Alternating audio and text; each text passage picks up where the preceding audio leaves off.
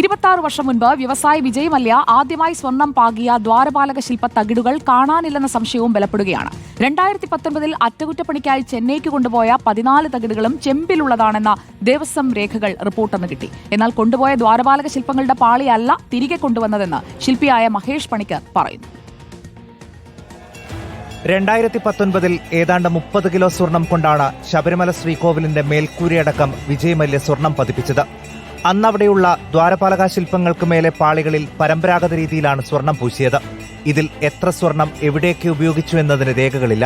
അതേസമയം 20 വർഷം കഴിഞ്ഞ് ചെന്നൈയിലേക്ക് വീണ്ടും സ്വർണം പൂശാനായി കൊണ്ടുപോകുമ്പോൾ പാളികളിൽ ഒരു തരി സ്വർണം പോലും ഇല്ലായിരുന്നു എന്നാണ് വ്യക്തമാകുന്നത്.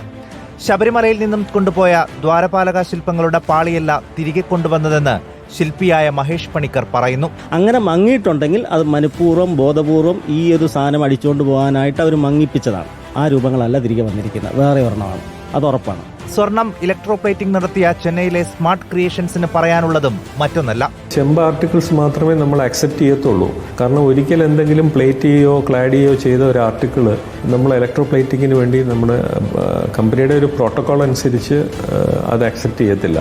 അപ്പോൾ പണ്ട് ദ്വാരപാലക ശില്പങ്ങളിൽ പൂശിയ സ്വർണം എവിടെ?